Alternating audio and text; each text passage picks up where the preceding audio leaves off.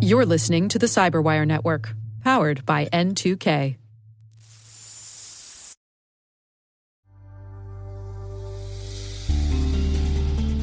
N2K has teamed up with AWS to bring you AWS in Orbit, a groundbreaking new series that explores the impact of space technology, cloud computing, and generative AI.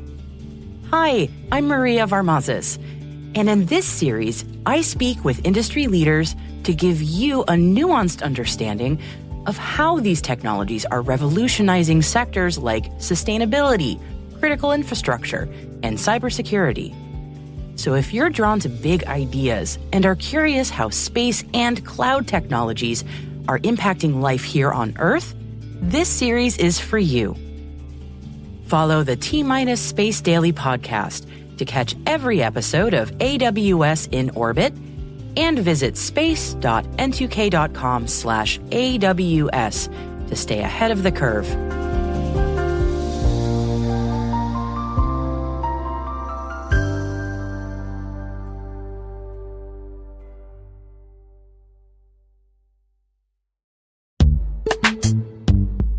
Struggling to secure on-prem apps with modern identity? Don't worry, you're not alone. Join industry leaders from Fortune 500 organizations to secure your apps on any cloud with any IDP, regardless of your environment's complexity. Meet Strata's identity orchestration platform, Mavericks. Say goodbye to the headaches of app refactoring and legacy tech debt.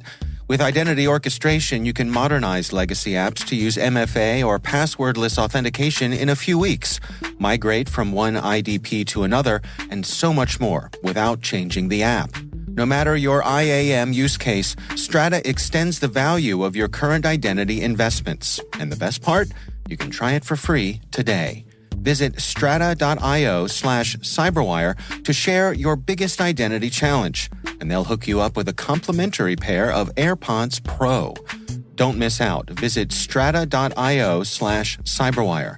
That's strata.io/cyberwire.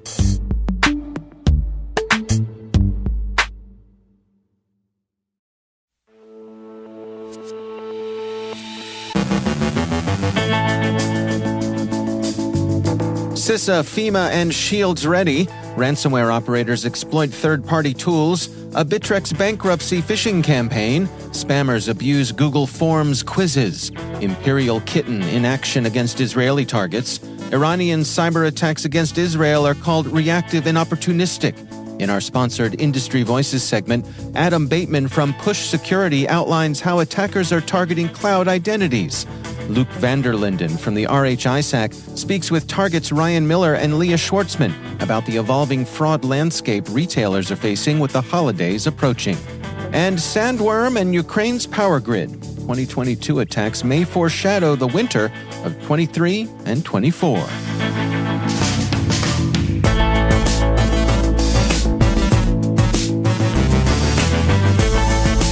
I'm Dave Bittner with your CyberWire Intel briefing for Thursday, November 9th, 2023.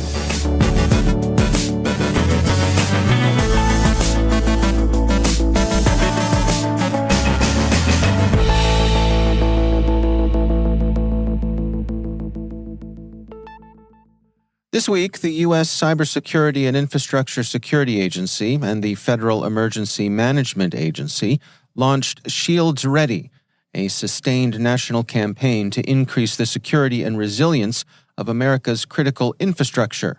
Shields Ready complements CISA's Shields Up campaign.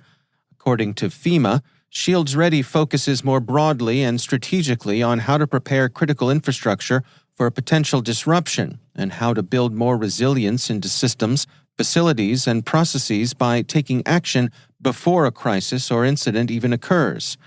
The approach encourages critical infrastructure operators to focus on things they can do to drive down risk.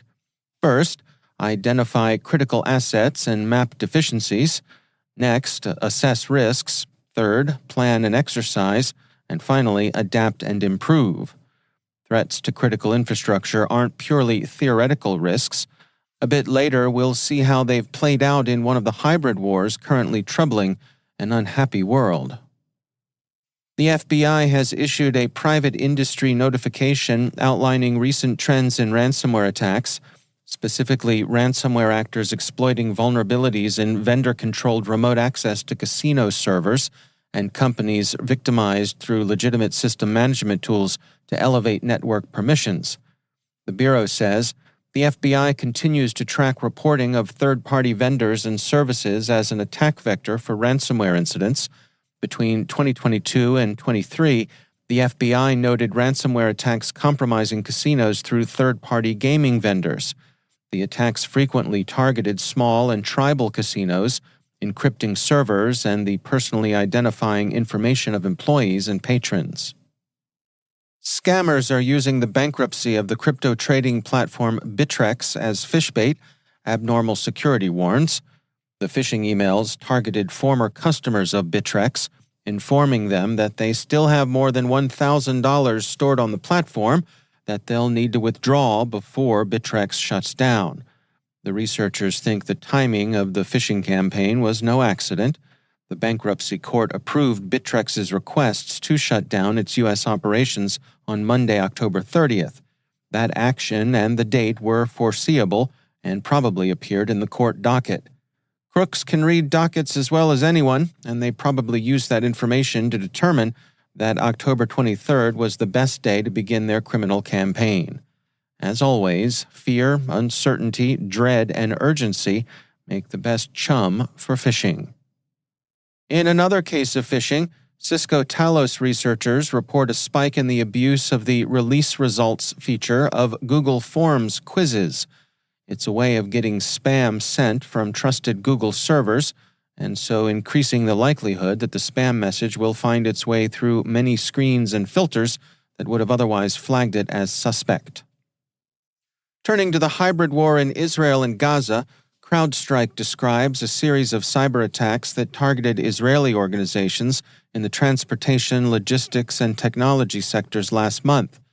CrowdStrike's researchers attribute the campaign to the Iran-aligned threat actor IMPERIAL KITTEN.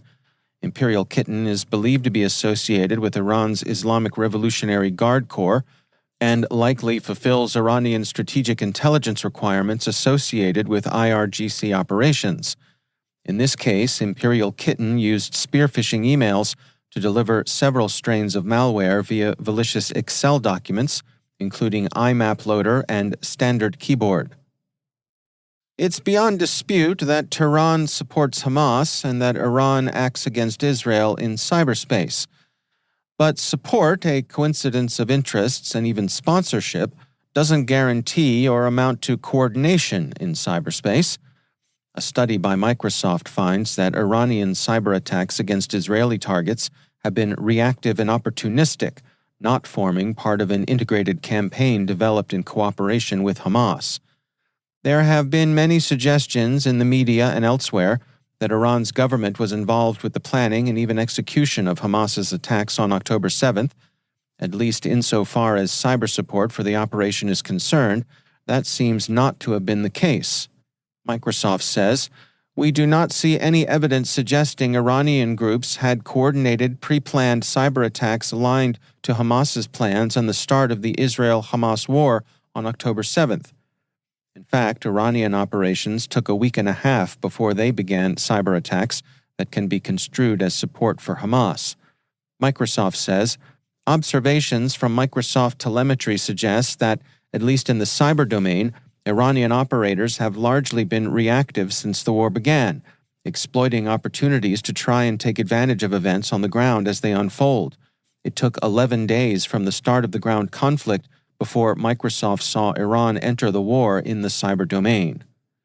Redmond also notes that Iran has remained true to its familiar playbook, which always includes influence in its calculus of effects, stating, Microsoft observes Iranian operators continuing to employ their tried-and-true tactics, notably exaggerating the success of their computer network attacks and amplifying those claims and activities via a well-integrated deployment of information operations. This is essentially creating online propaganda seeking to inflate the notoriety and impact of opportunistic attacks in an effort to increase their effects. Mandiant has released a study of Sandworm's cyber attacks against Ukraine's electrical power grid last year. Sandworm, also known as Voodoo Bear, is a threat actor operated by the GRU's Unit 74455. Mandiant wrote, "While we were unable to identify the initial access vector into the IT environment, Sandworm gained access to the OT environment through a hypervisor that hosted a supervisory control and data acquisition management instance for the victim's substation environment. Based on evidence of lateral movement, the attacker potentially had access to the SCADA system for up to 3 months.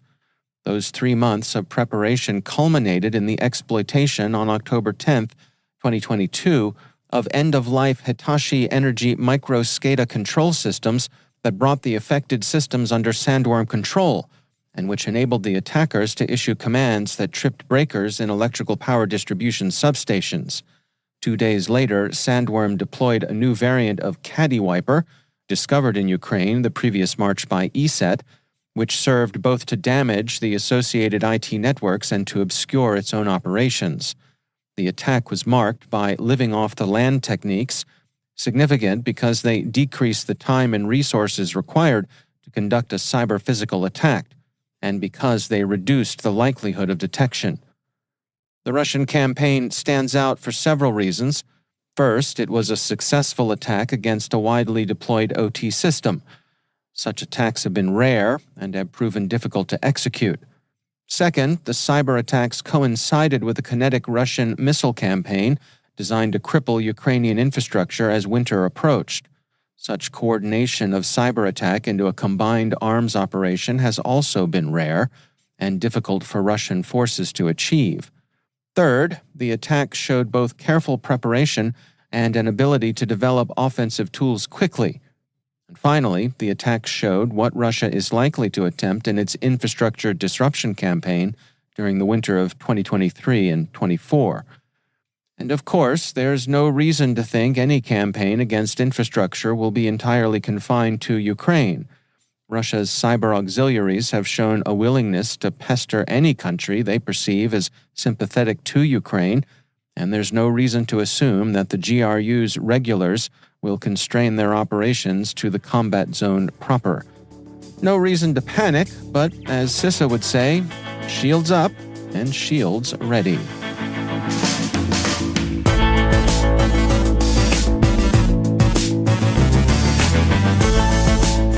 Coming up after the break, Adam Bateman from Push Security outlines how attackers are targeting cloud identities.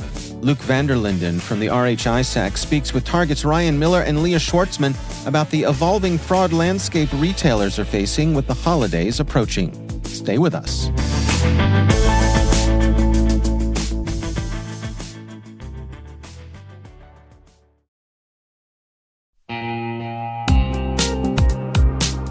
Sysdig understands that for business innovating in the cloud, every second counts. The cloud has introduced a new world where attacks happen at warp speed. Sysdig strengthens cyber resilience by reducing the attack surface, detecting threats in real time, and accelerating incident response, all powered by runtime insights. Sysdig's platform correlates signals across cloud workloads, identities, and services to enable teams to prioritize risks and act decisively. Are you ready to secure every second? Visit sysdig.com/cyberwire to learn more. Sysdig, secure every second.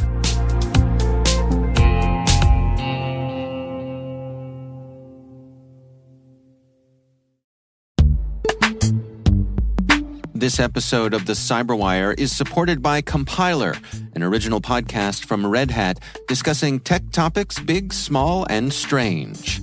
Compiler comes to you from the makers of Command Line Heroes and is hosted by Angela Andrews and Brent Simoneau. You know, one of the things I love about Compiler is the way they address issues that we're all thinking about. In a recent episode called The Great Stack Debate, they debate whether a software stack is like an onion, a sheet cake, or lasagna. That's the kind of metaphor I can get behind. If you're like me, you don't have a lot of time, and so you want to have a show that is concise and respects your time, and Compiler does just that. I hope you will check it out. Listen to Compiler in your favorite podcast player We'll also include a link in the show notes. My thanks to Compiler for their support.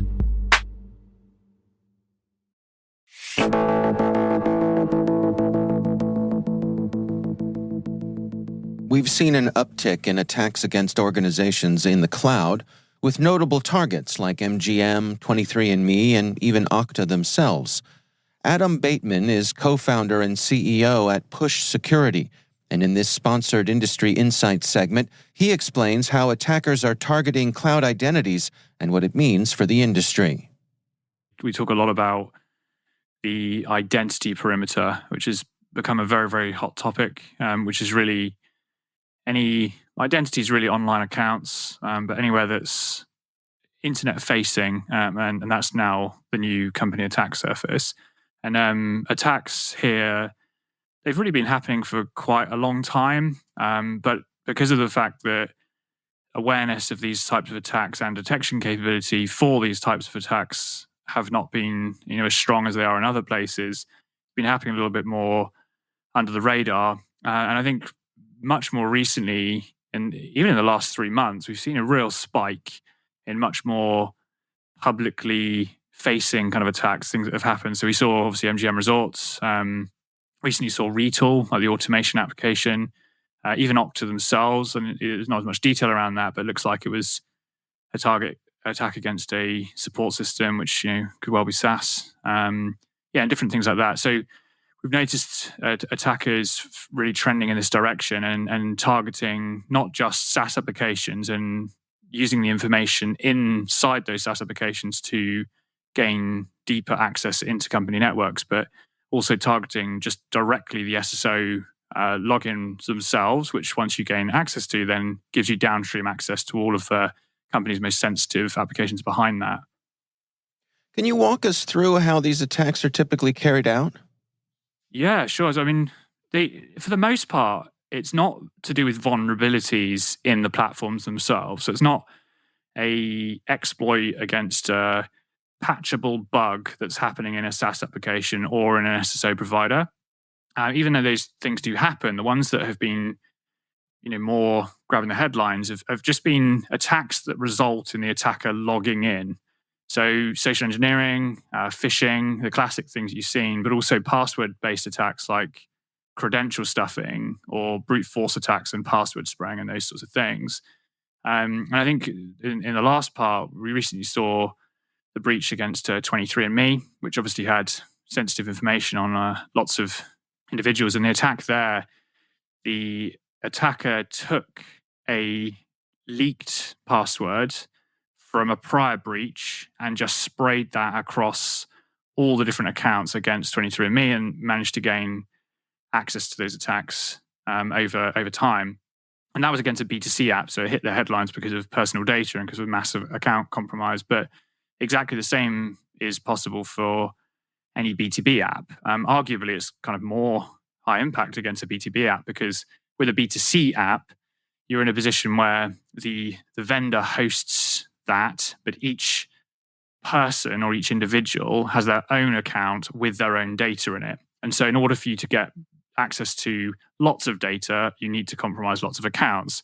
But with a B2B app, generally speaking, the company has a tenant. And so for the attacker doing that kind of password-based attack, you only actually often need one valid account and you gain access to the entire tenant. Sure, there are different access levels in it. You could be admin or not. But generally speaking, if your goal is to get access to sensitive data, you can stop once you get access to one credential, and then you can use that from there. And so those sorts of attacks are super easy to conduct.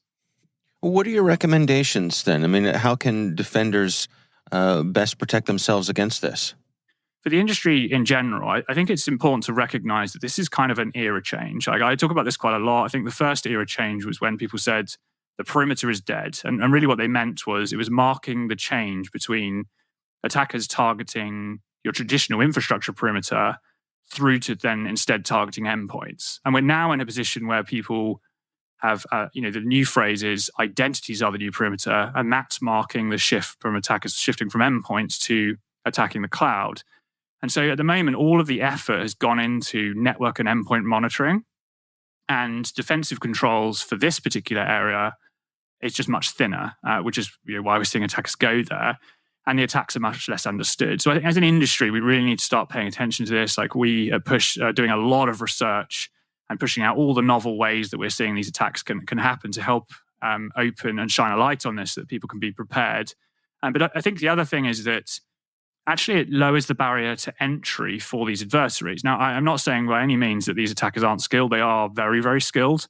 But what I mean is if I was going to go and attack in a company like I did in my red team days, you used to have to go to a lot of effort to set up custom command and control server and then set up clever malware that you could use, which would evade EDR, and clever ways to tunnel traffic back out of the network. You need to understand a lot. And if you're really getting advanced, you need to write custom exploits and understand about Windows internals and those sorts of things. And the thing is about these SaaS-based attacks is really what you need is very, very good sysadmin skills and the ability to think outside the box. I mean, the attacks are novel, but you're not sort of going deep into the Windows kernel to make them happen, right? It's phishing, social engineering, password attacks, and then knowing how to configure and leverage the functionality of those applications you go in. So I think really the lack of understanding of the industry plus the lowering of the barrier to entry is a recipe. It's something that we need to pay attention to. I think finally the attacks can become more opportunistic. If you think about things like credential stuffing against 23andMe, you'll find that more companies will just get caught in the crossfire. They became, rather than being targeted, you can just sort of spray across lots of people's SSO login pages or lots of people's SaaS applications to see what you find. And then once you've gained access, you can go deeper into the network there. So as an industry, I think it's just an area that we need to continue to focus on and help develop our understanding of this area. In terms of technical controls, I mean, all these novel attacks are interesting, but most of our customers are finding the most value from our platform, at least, and the data that we're seeing, because of the fact that they know how to configure their identities so they're secure with unphishable MFA and with strong passwords and everything else. But they sort of think they're in a secure state, but they're not. So often they'll deploy the platform and we'll just suddenly go, oh, wow, because of this configuration error or because someone had just disabled a control temporarily for testing or for compatibility, that actually there's an exposure.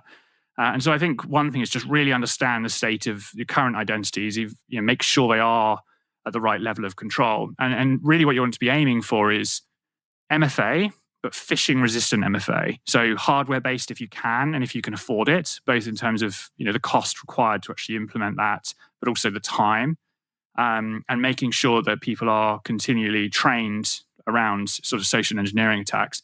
And finally, I would say in terms of technical controls, to extend detection and response that we do on the network world into this SaaS world and make sure that we're actually able to discover and get visibility into some of the attacks that are happening there.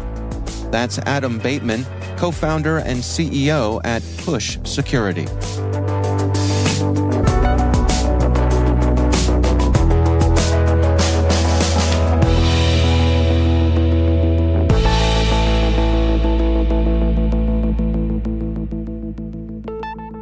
Luke Vanderlinden is host of the RHISAC podcast, and in his most recent episode, he spoke with Target's Ryan Miller and Leah Schwartzman about the evolving fraud landscape retailers are facing with the holidays approaching.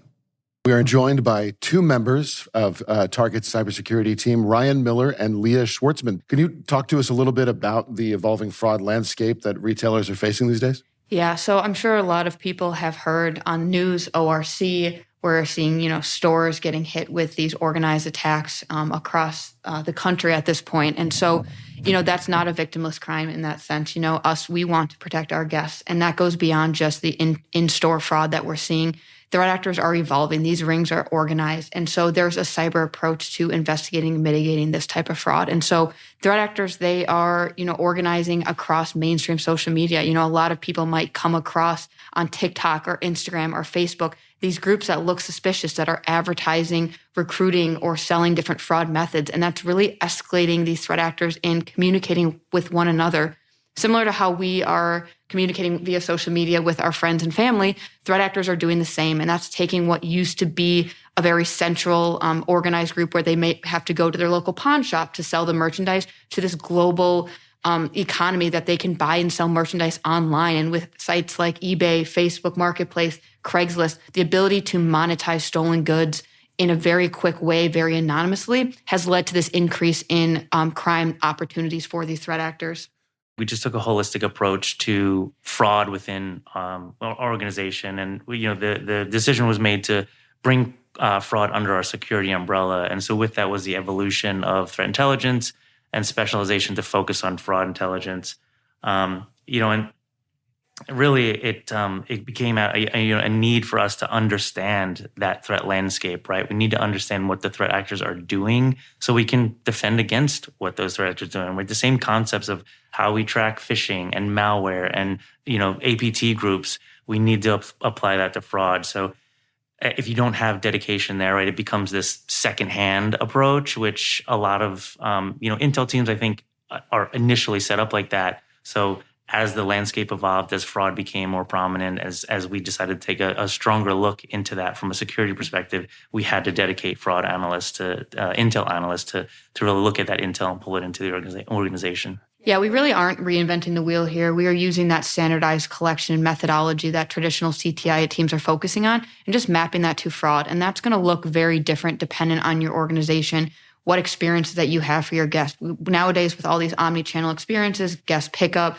drive up, same-day delivery, although that's great for our guests, it's also exposing us to opportunity for threat actors to abuse those systems. And so leveraging what you know about your own internal environment. We know our environment better than anyone else. So leveraging those business partners outside of security to really understand how their systems flow, what point are, our guests seeing this, how are guests impacted by different decisions that we make, and then taking that externally to say, okay, are we seeing any discussion of threat actors talking about these bypasses, these abilities to commit fraud against us in these variety of different ways? And that really is standard intelligence collection that can be applied to fraud. And once you gain that initial collection, it'll start flowing in. There's an endless pool of chatter out there, of methods being sold, guides, threat actors talking about it. So once you establish that initial collection from a fraud perspective, you're going to start to get that actionable intelligence to share with your business teams. And I'll just chime in that, within the threat landscape, we're seeing the lines being blurred, right? Like cybercrime is crossing over into fraud, vice versa, right? Like the handoff is not, it's not separate anymore. And so by having a dedicated fraud analyst, as well as a traditional threat intelligence analyst, share the same platforms, the same tools, the same services, and we're ingesting all of that data, the correlation of that data from what we might say is only fraud is not turning out to be only fraud, right? You have broader visibility. And so you might see some of the tools that are used for DDoS, a botnet or something, right? That might also be leveraged to launch ATO attacks, right? And so if you have these indicators from that, you can see that if they were completely separate, you're going to miss some of that visibility. Same concept as like when fraud sits in some other corner of the organization than security does, you're not going to have that collaboration that you need to combat the threat. Again, you mentioned all the different ways now that retailers serve their customers, and even smaller organizations, smaller retailers also have to do those things, but they might not have the resources as a target might. Do you have any advice for a smaller company that wants to get involved in this? Yeah, start with that first area of focus. And, a lot of the help of the RHISAC, people share information. People are sharing trends that could be out there in regards to how threat actors are operating. So take that information back to your organization and build out what we call a kill chain. And so that's, once again, applying your traditional cybercrime to fraud and map out, okay, if I was a threat actor hitting my organization or a specific process within my guest flow, how would they be able to bypass the controls that we might have in place? And really visualizing in that kill chain flow is going to help you as one analyst to say, okay, who are the business partners within the organization that I need to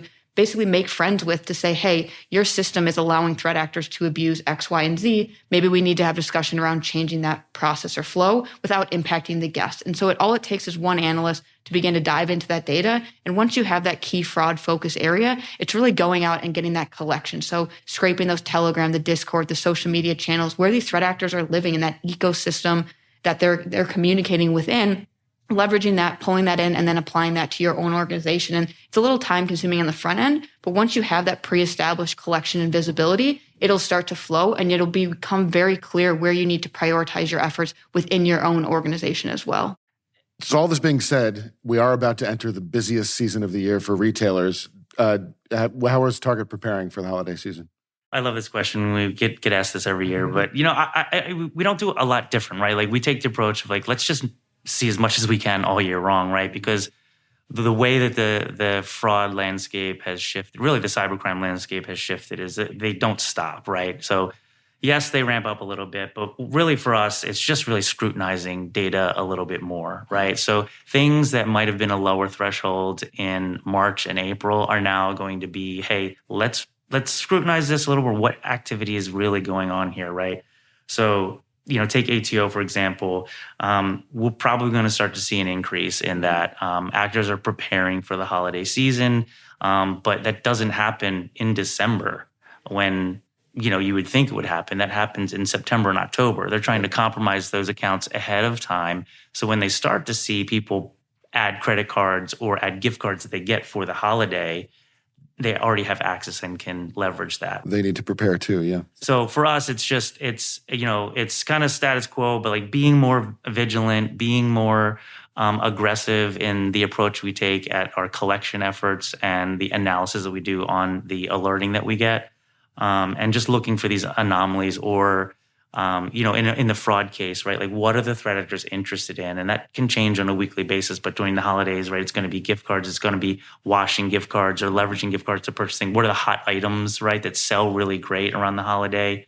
And how are they trying to hide in the mix of the heavy volume of traffic, right, that comes to our organization during the holiday season? And they're trying to kind of fly below the radar. So those are really the things that we're focusing on to get ahead of the holiday. And part of intel collection on that is knowing what items are being launched across the industry. So whether it be like the hot commodity items for the resale value, so getting ahead of what those trends could look like to pre-establish that visibility internally can help mitigate it before it becomes a fire drill during the busiest season. Excellent. Leah, Ryan, thank you very much, both of you from Target's terrific CTI team. Amazing. Thank you very much for joining us on the RHISAC podcast. Luke Vanderlinden is host of the RHISAC podcast, which you can hear right here on the CyberWire Podcast Network. Do check it out. It is a show worth your time.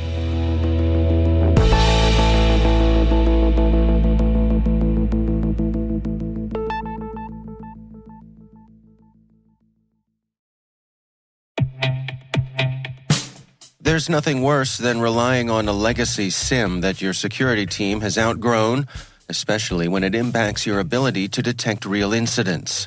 Hunter's SOC platform offers built-in, always up-to-date detection rules and automatic correlation that allows SOC analysts to focus on higher-value tasks that impact your organization. It's time to move to a platform that reduces risk, complexity, and cost for the SOC. It's time to replace your SIM. Learn more by visiting hunters.security today.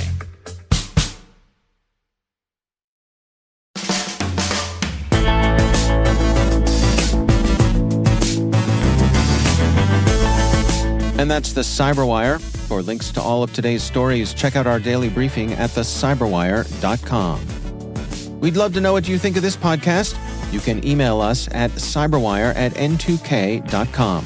Your feedback helps us ensure we're delivering the information and insights that help keep you a step ahead in the rapidly changing world of cybersecurity. We're privileged that N2K and podcasts like the CyberWire are part of the daily intelligence routine of many of the most influential leaders and operators in the public and private sector, as well as the critical security teams supporting the Fortune 500 and many of the world's preeminent intelligence and law enforcement agencies. N2K Strategic Workforce Intelligence optimizes the value of your biggest investment, your people. We make you smarter about your team while making your team smarter. Learn more at n2k.com. This episode was produced by Liz Irvin and senior producer Jennifer Iben. Our mixer is Trey Hester, with original music by Elliot Peltzman. The show was written by our editorial staff. Our executive editor is Peter Kilpie, and I'm Dave Bittner. Thanks for listening. We'll see you back here next week.